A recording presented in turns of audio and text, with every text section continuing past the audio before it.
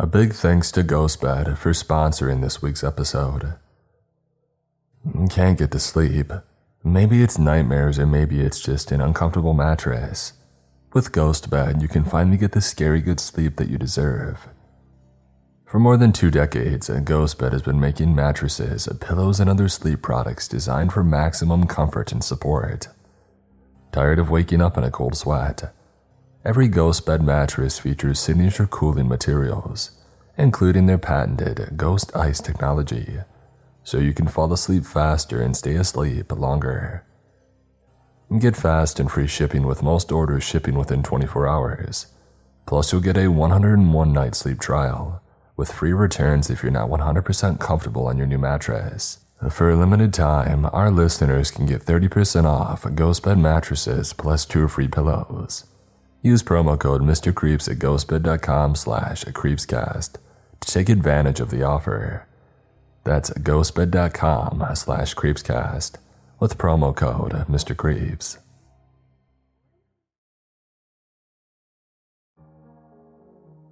Soft beeping from my work alarm woke me in the morning. The same sound as always, a pulsing of noise that was like a heartbeat. Over the years, I had grown used to the noise signifying another day at the station. I was positive about my lack of work, but I could just feel some new and horrific case would be looming over me soon.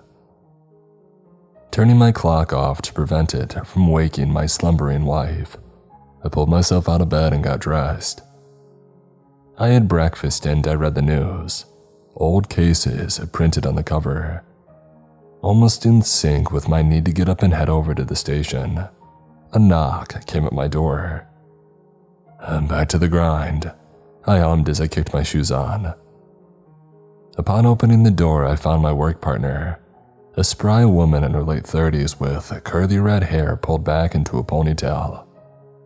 She wore a light brown coat and a sweet smile. "Morning, Harrison," she chirped before pushing a coffee into my hands. "The boys want you over at Saints Lane apartment block. Seems that they found a body." I took the coffee from her, same one that she always gave me every day, and I sipped it. It's about time we got some more work. Smiling, I closed the front door and headed to her car. Sharon Whittingham, to give her full name, was a detective like me. I trained her and was expecting her to move to a new city once she was trained, since she had the skills to go far. But she, like most people who live here, stayed. Within a half an hour we had arrived. The complex that we found ourselves at was the kind people tell of in ghost stories. Old, damp, and half empty. It was once a low-cost housing project from about 50 years ago. But the only thing it kept after countless contractors had pulled out was the low cost. A few squad cars were already outside, the lights flicking on and off rhythmically. From what Sharon had told me, we knew the body was that of a young male about 23 years old. We were trying to hunt for his family, but as yet didn't have many leads. I ran through the notes in my head as we ascended the 4 flights of stairs up to room 307. Yellow and black tape was hung about the place, stopping the other dozen residents on the complex from getting in. The door had been broken in by our own forces in an attempt to see what the source of these foul smell in the complex was. Little had been disturbed in the apartment itself. A few things like pillows were on the floor, but nothing to suggest a struggle. Sharon headed into the bedroom of the apartment and nodded her head towards the body. Grimly, I followed her in.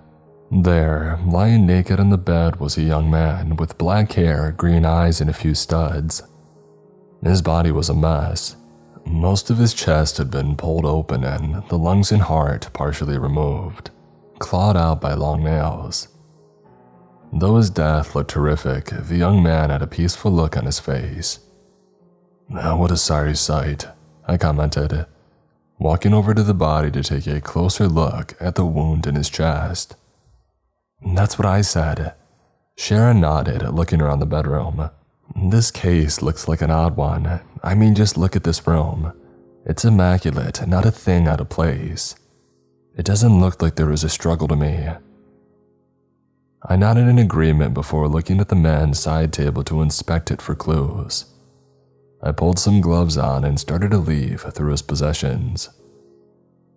Has anybody reported hearing a disturbance here in the past few weeks? No, the kid hardly made any noise, it seemed. He had moved in a few years ago. Didn't go out much or have many people over.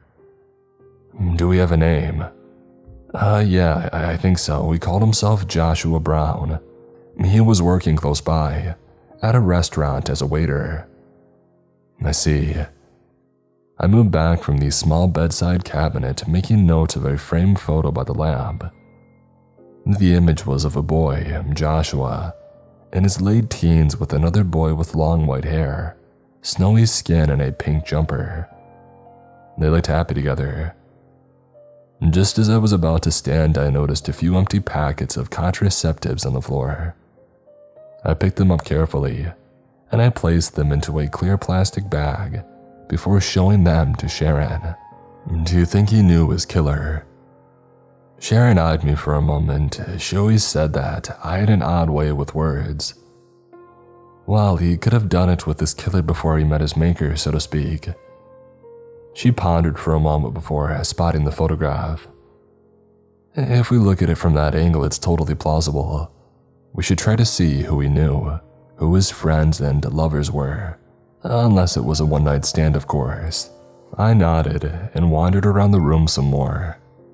Get someone to look into his phone records, a computer, and whatever other communication devices that he has. That'll be a good first lead. We should also be able to get some DNA from this place if we need to identify. You talk like such an old man sometimes, Sharon smiled. If we get this to court, we should be able to prove who did it. We just need to find the one who did the deed. I stifled a chuckle. You talk like a teenager sometimes, Sharon. I knew full well that my comeback had no effect. Let's hope we can get whoever did this. As if we ever let them get away. I smiled at her optimism and I continued my search. As expected, a good number of DNA samples were recovered and sent off to the lab, while Sharon and I spoke to his neighbors to see if anybody knew Joshua. They all said the same thing. As far as they knew, he was a very quiet lad, though his appearance may have suggested otherwise. He was kind, didn't talk about himself or his family too much. We were still finding it hard to get in contact with his parents, or the boy in the photo, whoever that was. The few photos around Joshua's flat were almost all of the albino teenager, and we guessed that they had probably been partners at some point. Working on that assumption, we had started to construct a story that the two had probably split up or moved apart, but had met up again recently, and the albino had, after intercourse, killed Joshua. It was a little flimsy, but we had to start somewhere. It was long after 11 that night that I finally took a taxi home. In the heat of the moment, I had lost myself in work and I had lost all track of time. Only when I saw that it was so late did I at last leave. I arrived home and was met by my darling wife. Even now, 43 years after first meeting her at college, she hasn't lost her looks in my eyes. Even after she had her first stroke, I still loved her looks. They do say that love is blind after all. Good evening, love, I said with a soft voice. You could say that me and my wife Annabelle were the ideal model of what an old married couple should be, still as close as ever. Though I now had a full head of silver hair, I hadn't retired. After my wife's first stroke, she had wanted our lives to stay the same. She stayed at home and rested while I went to work.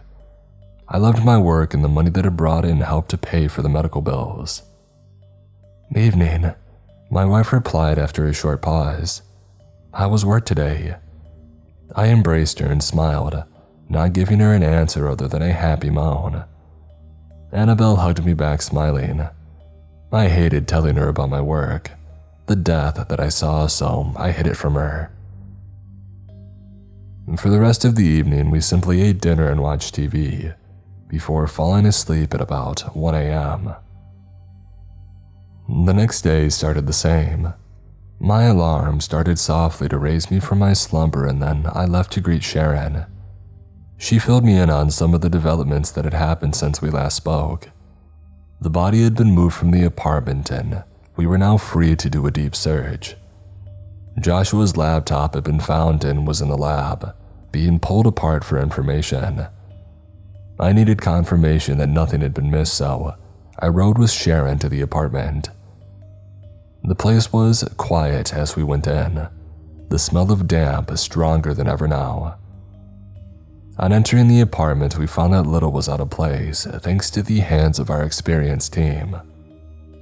I started to look about, first going through the kitchen and then the living room, followed by the bathroom and then the bedroom, looking in more detail than I had before. I made a note that the kitchen was poorly stocked to feed 2 people, and that the only clothes there belonged to Joshua.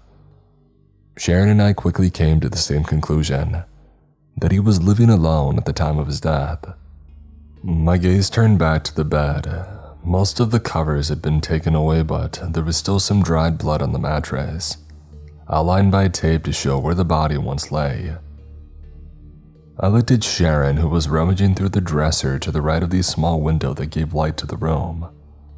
On top of the dresser, there were a number of small trinkets, including a photograph of the albino boy, a freestanding cross with a rosary hung about it, and a copy of the Bible. "You see anything, Sharon?" I asked, slowly walking over to look over her shoulder. "Well, he was into his religion, but it looks normal enough." She pondered, tapping the side of her neck in thought.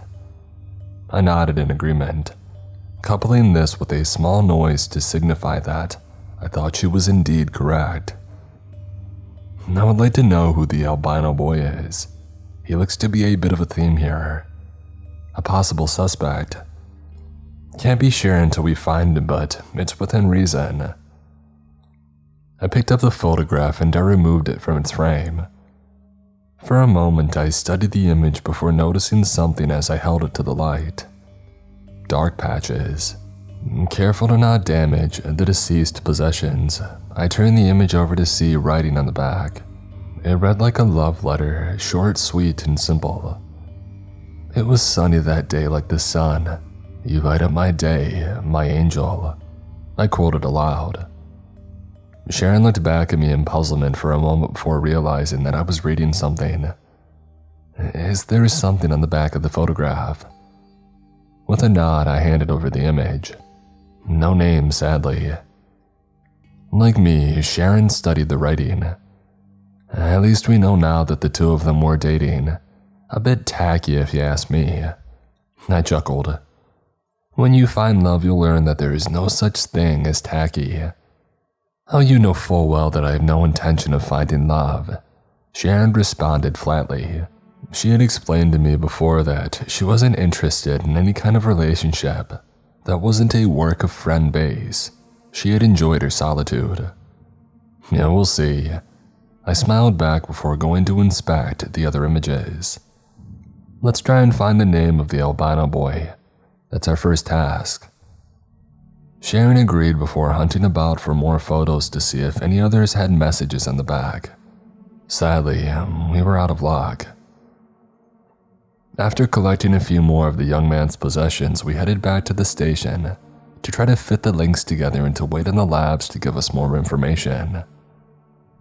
It was past 4 when I got a call from the station's pathologist, a towering blonde-haired man we all lovingly called R. He was from Russia and had one of those very tricky names, with a great number of K's and V's in it.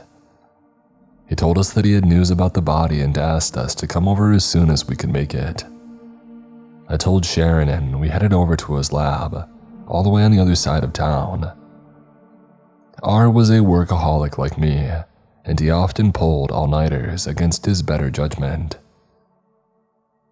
We headed into the small clinic and were buzzed into the main lab by R's young receptionist.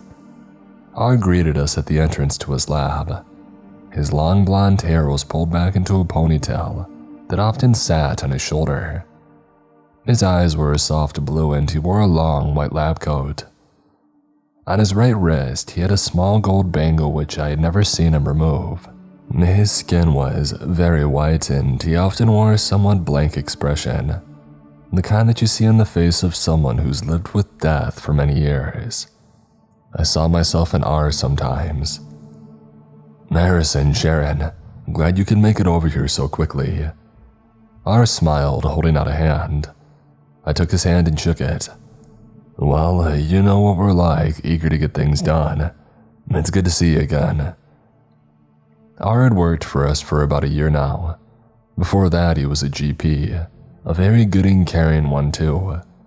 But after a tragedy had struck his family, he had started to work here.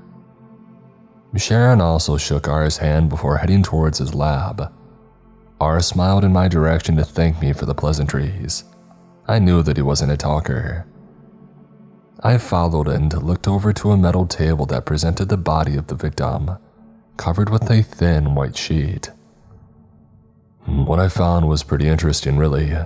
A bit of a sick case, though, the doctor commented, before pulling the cover down to reveal the upper half of the body, folding the cover just under the wound in his chest. "What do you mean?" Sharon asked, walking over to look while I had admired from afar. As I see it, his ribcage was pulled open and then most of the ribs were removed, followed by the consumption of the lungs and heart. There was a dumbfounded silence. "You mean somebody's eaten him?" Sharon shouted a little too loudly for R's liking, as he was very sensitive to sound. "Yes, eaten," R responded, a little agitated to have had Sharon shout at him. There were both large claw and bite marks on the remaining tissue. He signaled to a mouth-sized bite mark, consisting of many needle-like holes that was uncovered at the bottom of the ribcage. I felt a little bit ill just thinking about the notion of one human eating another. "Those aren't human though, I mean look at them," Sharon exclaimed as shocked as I was. "Well, these bites come in sets of 2 and they're the right proportion to be human. Say the one doing the eating had possession of some kind of adapted weapon. Humans are strange creatures, you know." R's eyes, peering over his glasses, remained on the body. I paused. He did have a point after all. Maybe this was a far more twisted story than I had first imagined. For the rest of the meeting, R filled us in on what else he had worked on about the body and he gave us his full report. After reading through the case notes, Sharon and I both headed home. Annabelle met me at the door and we chatted about our day, though I made sure to cut out as much of the dark information as I could. I picked at my dinner and avoided mention of food for most of the evening. Honestly, I was shaken by what R had told me, so much so that I could hardly respond to my wife. Around 10, I went to bed although I couldn't sleep. With the case on my mind, it was hard to think of anything else. Ideas rattled around my head. I arrived at the station by 7, a little early for me, but I felt like walking. There's something about walking to arrive before anyone else that's strangely enjoyable. By lunchtime, Joshua's journal was released from the labs with every page copied and recorded. Sharon went out again to ask around about the young man while I stayed put to read the journal. It was a few years old, but I thought it would still be in the right time span to possibly include information about the albino. I was right to assume that it would. The journal was nothing special. It went from the teen's 15th birthday and stopped at his 16th. It started with the boy describing what he got for his birthday: a phone, the book that he was writing in, and a few trinkets from one of his friends. He spoke highly of his friend, who I gather was known as Lyot. If Lyot was the name of the albino boy, then it should be easy enough to find him after all. There can't be too many kids named Lyot in the US. For the next few hours or so, I focused on nothing but the journal, making sure to take notes on pretty much everything about the teen's life that he wrote about. To my disappointment, there wasn't much of interest apart from a few briefly mentioned cases of bullying, some intimacy between the young Joshua and Lyatt, and a few small social events that he and Lyatt had attended. Joshua seemed to be very close to Lyatt. He seemed to love him deeply, although it was mentioned that the boys never told their parents. The journal told of how Lyatt was badly bullied at school and suffered depression as well as some other health problems.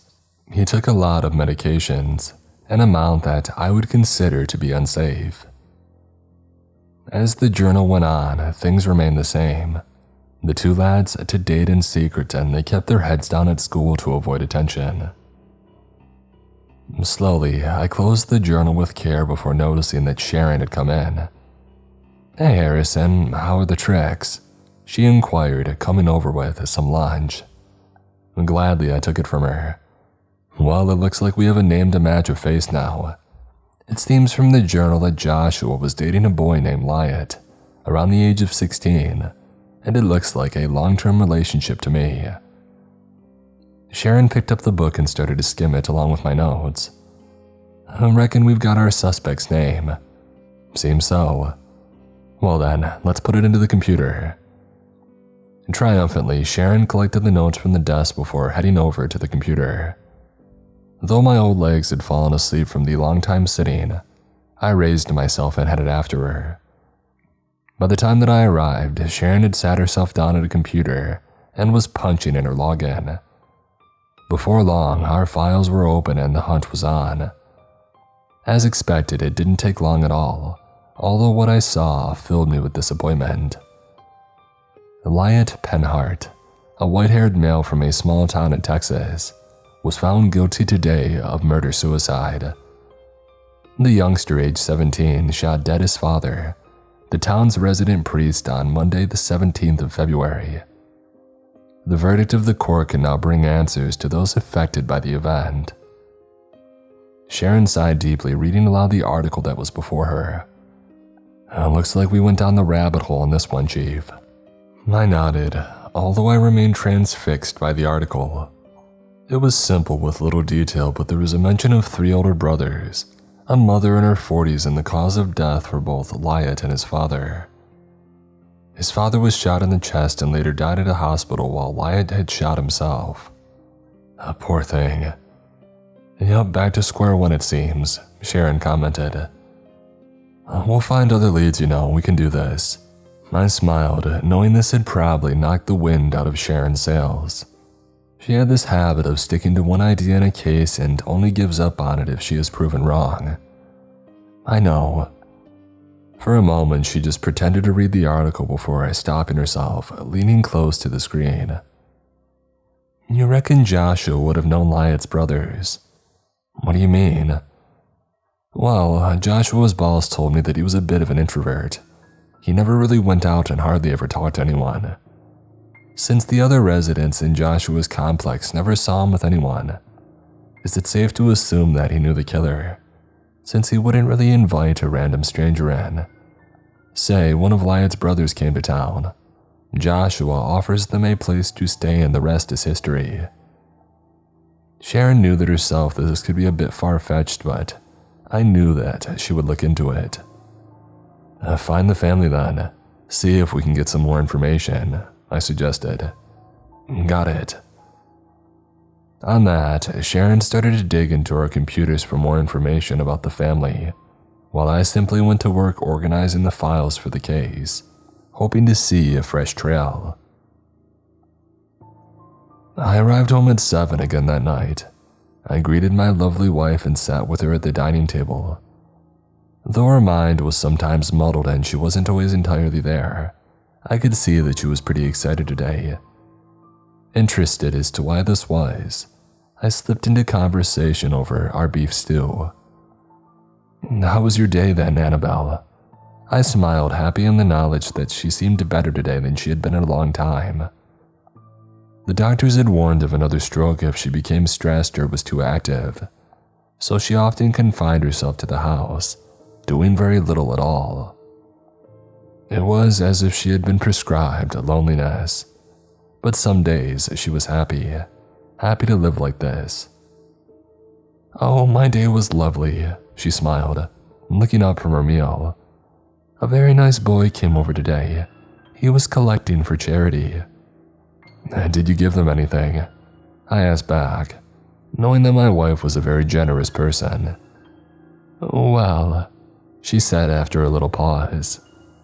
He was looking to collect clothes, so I gave him some of the shirts that are too small for you now, as well as some change. I tried to invite him in for cake and sandwiches. Her mind trailed off for a moment before she smiled. I had invited him in for tea, but when he came in, he didn't eat anything, though he did say that he was hungry. Odd boy. Often my wife would repeat her sentences, forgetting what she had just said. That's nice. I've been meaning to get rid of those shirts for a while now. I smiled. There was something about talking like this that always helped me get my mind off work. I allowed the conversation to continue until we had finished dinner, and then we watched TV and went to bed, just like most nights. It was a simple lifestyle, but I wouldn't ask for any other. For the next few days, nothing happened of much note.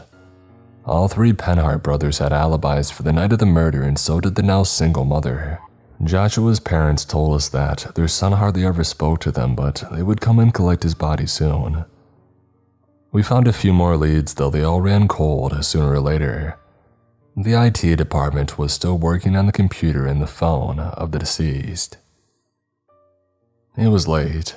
A few lights were on in the city, but I still burned the midnight oil, working through statement after statement of the young man. Every one of them said the same thing. Joshua never talked to anyone, never had anyone over, and pretty much never left his apartment, apart from when he went to work or went shopping. I was at a loss. Knock knock, hummed a familiar voice, baritone and tinted with accent. I looked up and saw R in the doorway, holding a few files. Like me, he was burning the midnight oil, though it was a little odd to see him in my office. I welcomed him in. Evening, doctor. R came in, sitting across from me at my desk before taking my notes to read over them. Shouldn't you be at home with your wife now? Though I would love to, I'm at a loss here, R. I'm not the man that I was 30 years ago. He smiled. I watched him read over my notes before taking a look at the file that he had brought with him.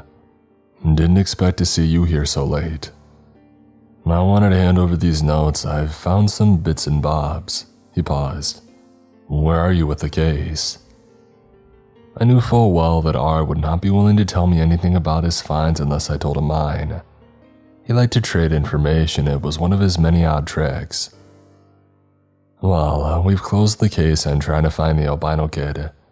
Turns out that our top suspect had been dead for years. We can't find any new leads. This job looks like it was done professionally, R, and I'm starting to wonder if we can solve it. I knew full well that I was putting it on thick, being a pessimist, but I wanted to go over the top. The albino kid. Sharon had mentioned him over some drinks, and she was so hyped up about finding the supposed killer so quickly. I didn't want to tell her. Tell her what? I asked in response. Don't you know? I thought you looked into the Penhart incident. No, I thought it was an open and shut case. Was it not? R smiled knowingly. He always reveled in knowing things that others didn't. No, not totally. The trial was a shambles, evidence was lost, statements pulled out and reports rejected. Originally, it was going to be presented as a case of retaliation, an act of self-defense, with the remaining parent standing trial for abuse, but it was not to be. Closing the files that he was reading, I watched a rather smug smile creep across the tall doctor's face. Lynette's body went missing. I paused, half annoyed that I hadn't been told, but then also confused. Went missing. It sounded foolish, but R didn't usually lie. Yep. I knew the pathologist who was going to make an assessment of Lynette's body before laying him to rest, but the night before she was going to make the report, the body just vanished, gone without a trace. That's total fiction, I exclaimed. A body can't simply get up and walk away. R nodded and then opened the file that he was going to deliver to me. It's up to you whether you believe me or not. Me and some work friends called it the body snatcher. When opening the file, I saw some of the latest DNA traces found of Joshua's body, along with long strands of pure white hair. I couldn't think of what to say. I just sat silently looking at the report. The hair was about the right length and color to belong to the albinos, but how could that possibly be? You're welcome, R hummed, standing up before leaving my office. Left alone with my thoughts, I felt my stomach turn over. I had seen the reports from the other crime scene, the boy lying in a pool of his own blood and brain tissue, clasping a small revolver in one hand. It could have been the lack of sleep. Things no longer added up in that case, and nothing made any sense to me. Theories buzzed and nagged at me. What if the death was faked? What if the body was stolen? What if? I stood up quickly, holding my head before groaning. The dead don't walk around, Harrison. Get a grip. My lack of sleep was clearly apparent now. Pushing the files into my desk drawer, I headed home. Annoyed at R, but also deeply puzzled. My alarm did little to wake me the next morning, although the pounding at my door did. Sharon, who was far too peppy for this time of day, just got news that the laptop files had now been copied and were free to read. I hurriedly got myself dressed and then left to join her. On the way in, she told me that they had found a full electronic journal, with the last entry being the day of Joshua's death. She was hopeful that this could be our route to finishing the case. Even if it was lacking detail, it could shine some light on the story leading up to the young man's death. Sharon pretty much sprinted to my office where a hard copy of the journal had been placed. Instantly, she fumbled for the last entry. I, slower at my age, arrived just as she had found the page. Sitting down in my own chair, I took out a notepad and waited for Sharon to read what it said. Okay, March 26th. She paused to find her words before a very puzzled look crossed her face. What's wrong? I asked. Nothing, let me just read it. I could tell that she was composing herself, taking a breath. She started to read. I know that God must be smiling upon me. My prayers have been answered and I have him back. Robbed from me, I had given up hope that we could be one again. But we will be. He doesn't know what he is now, but I don't care. He's an angel now. The moonlight shows his true form. It scared me at first, but I know this was meant to be. I'll become a part of him. I lie with him now as I type this. His skin is so cold and pure like snow. He's yet to wake up from last night. He bit him pretty badly from animal instinct, but he's starving. My angel is starving. Tonight, I'm not going to fight him. We can make a thing of it before his mind is taken by the moonlight. If anybody finds this, finds me, just know that I wanted this. I wanted to save my angel from his hunger. There was only silence left between Sharon and me as she had finished reading. Slowly, she placed the papers down, looking a little bit ill. He let this person kill him? What in the world was he going on about? An angel. Pulling my gaze away, I stumbled upon the file that I recognized from last night. I bit my tongue and then struggled to form a sentence. I want to know everything. Who Joshua knew and who his friends were. Those who went missing and those he moved apart from. In reality, I felt numb. This couldn't be real, could it? Sharon was just as confused and disturbed as I was. Yes, Harrison, but what do you think he was talking about? He doesn't seem to be stable, I mean. The way that he talks here as well. It's odd to say the least. What the heck was going on? I remained silent for a while. I don't know. I'm gonna go ask around town and see if I can learn anything. I paused. Alone. Sharon just nodded, knowing that I was as perplexed as she was about the whole business. And taking my coat, I left, planning on walking over to R's place to chat with him, to see if he could talk some sense into me. The walk across town was long and laborious as I held my head down for most of the way. Moving my way through the waves of people, I drew closer to the building where R worked. The sense of dread that had hung over me ever since last night, which had strengthened after reading the journal, felt so much greater now. The face and form of the young white-haired man was etched into my mind. I quickened my step onwards. Pushing the door of the clinic open, I started to head over to the front desk to call for R. But that was when I saw him. Alone and sitting on the furthest most chair from the door sat a young boy. His clothes were tattered, his hair long and white. He looked like a ghost. His skin was marble. I felt a sharp inhale of air enter my chest. "Harrison, what are you doing here?" R called, walking around the corner. I snapped from my trance and grabbed his arms, trying to get him to listen. "There, look, there, As I turned to point to the boy, I saw that the chair was empty, as though I had simply imagined him. R gave me a puzzled look. "A chair?" His accent sounded a little stronger than normal as he muttered, "Are you okay?" No words came out of my mouth, but I nodded, letting go of R. "Let's get you some coffee and give you a place to sit down, okay?" Without waiting for a response, R led me into a small conference room and got me to sit, before walking off to get some coffee for the both of us. Taking deep breaths, I tried to control myself. "And don't let the stresses get to you." I tried to breathe slowly. Perhaps this was just a stress-related episode, but the only thing that I could think about was Joshua and his killer, who in my mind was the white-haired teen. Before long, R came back, a folder under his arms along with 2 steaming hot cups of coffee.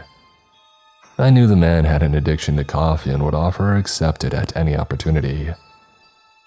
Passing me my mug, I felt myself start to relax even before I started to drink. R sat across from me, placed his work down, and then also started to drink. "What happened out there?" he asked after a short pause. "I don't know, I think the stress is getting to me." I responded flatly, hardly concentrating. R sighed and then smiled. "How old are you, Harrison? You're in your 60s now. Shouldn't you be living at home with your wife retired?" I glared at him for a moment. "Doctor's orders, you need to rest, Harrison. Look, I know you enjoy this and your wife likes to keep you busy, but this job, this style of life really isn't too good for you, considering." My face softened and I nodded a little. "In this case in particular, why don't you leave it to Sharon and the other boys at the station? They're all up to solving it. I just don't think you should be working with a case like this. Not after, well, you know. I've accepted what happened, R, and I don't want to retire. This job keeps my mind working." "No, it doesn't, Harrison. I can see it in your eyes. I'm saying this not as a doctor, but as your friend. You should stay with your wife and rest for a few weeks." R's voice had gotten softer. He knew that my wife's time was short now. Finally, I nodded and agreed. For hours, I just chatted with R about life. Looking back, I guess I did need to cut down my work hours and spend more time with my lovely wife. Night was falling as I started to walk home. People were buzzing around, migrating back to their homes from their long work days. I felt better about life, more relaxed. Passing by shop fronts and restaurants, I started to instinctively look at people, blocking out the bad images with the nicer ones. A couple were courting in the park under the old oak tree. One of the town's resident homeless was sitting at a bus stop with his large headphones on, tapping his foot in time with an unknown song. A proud giant of a man was walking home with his young son, carrying a bag of football kit. I found myself smiling, feeling the tensions of the case melt away. A girl selling roses, a man going to work at a restaurant, a white-haired teen in a light purple jumper looking over at me with dead blue eyes. I stopped abruptly and looked back. The teen had gone again, vanished into the crowds. My mouth felt dry. It was only stress, right? I quickened my steps, feeling my body pump with adrenaline. A cab sitting at red lights, a scruffy man walking down back streets, the white-haired boy again, his neck purple like it was bruised. I walked faster still. The sky was orange as the sun set. The building to my right had 5 floors. The dumpster around the corner house 3 bin bags. The white-haired boy again. His face wet from tears and pure white hair stained crimson. My eyes darted forward, away from the crowds, and fell on him again. One eye was golden and it seemed to be ruptured while the other was soft blue. His body looked so cold. I staggered back, but he had vanished again in the blink of an eye. Panicked, I started to run to the warmth of my home, my whole body shaking now. Breathless, I flew down my small street and fumbled for my keys before pushing the door open. Inside, I tried to catch my breath, taking lungful after lungful of air. Exhaling heavily, and I looked around. The money pot that stood on a small table by the doorway to the living room was smashed on the floor, and so too was one of the lamps, a picture frame, keys. I felt as if time had stopped as I became aware of the sound of erratic breathing and gasping. I ran around the corner into my living room where I saw my wife convulsing on the floor. Her eyes were unfocused, one half of her face slumped to the side, her mouth half open. She was having another stroke. Lunging forward, I went to take her into my arms, but that was when I saw it. "So hungry," he murmured. One soft blue eye locked on my wife. He was thin, pale, and cold. Moonlight poked its head out from behind the clouds for a moment, showing his true nature. Vast wings of pure light in a halo. Bloody white claws on both his hands and feet. Bloody neck, head and mouth, adorned with hundreds of sharp teeth. As soon as the clouds covered the moon again, he reverted back to the corpse that he was.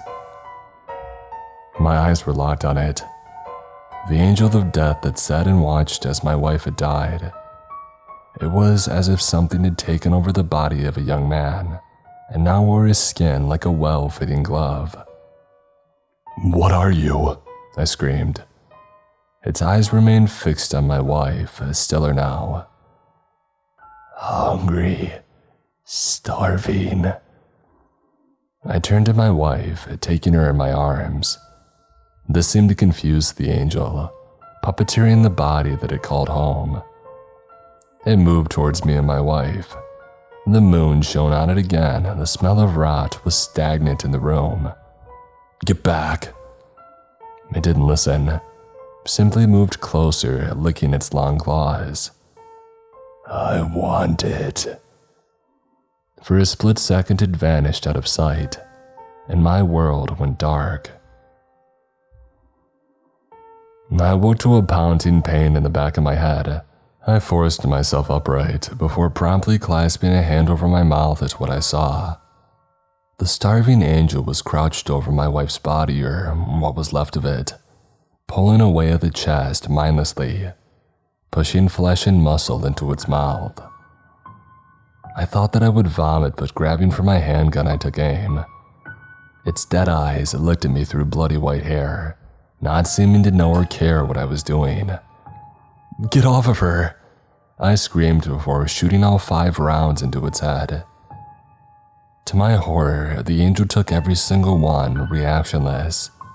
Every bullet fell back out the hole that it had made, bringing a pungent smell of rot with it before closing up.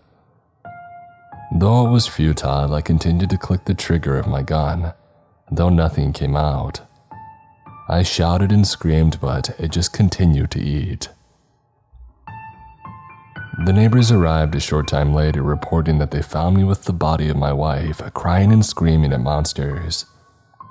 Sharon and the rest of the police force had arrived shortly after, and took me to the hospital and my wife to the morgue. No trace of the angel was found, but I know what I saw. I saw him at the funeral, at the side of my wife's grave, by the roadside, watching the world and all its death. Since that night, I've retired from the force and I live alone. The stress is causing me heart problems, and R keeps warning me that I could have a heart attack if I continue to live the way that I do. But I know that I don't have much time left anyway. Since the angel is back, and he keeps telling me that he's hungry. I lie awake at night, the glow of his wings illuminating my room. If there is a God, he is nothing more than the monsters that he's created. I can feel my chest getting tighter as my heart fails me. I watch as the starving angel lifts his head and watches me with hunger in its eyes.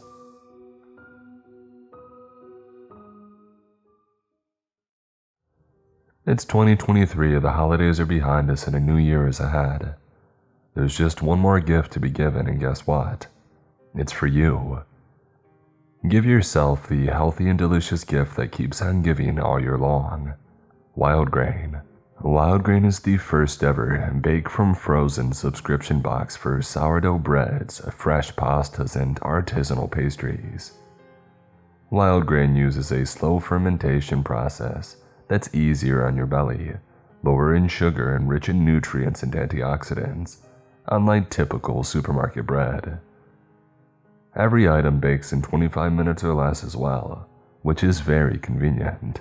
To kick off the year, Wild Grain is offering delicious products such as an ancient grain sourdough loaf, a fresh artisan fettuccine pasta. I received both of these items in my Wild Grain box and both were absolutely delicious. They tasted better than the regular bread and pasta that I normally get at the store, much more fresh. My favorite had to have been the ancient grain sourdough loaf. It was great for sandwiches or just good on its own, with some butter or oil. And I felt good after eating it, not weighed down or too full. Plus, for every new member, Wild Grain donates 6 meals to the Greater Boston Food Bank, so you can eat good and do good all at the same time. All you have to do is sign up at wildgrain.com/creep. and choose which type of box you want to receive and how often. It's easy to reschedule, skip, and cancel. Plus, for a limited time, you can get $30 off your first box, plus free croissants in every box when you go to wildgrain.com/creep to start your subscription. You heard me, free croissants in every box, then $30 off your first box when you go to wildgrain.com/creep. That's wildgrain.com/creep, or you can use promo code CREEP at checkout.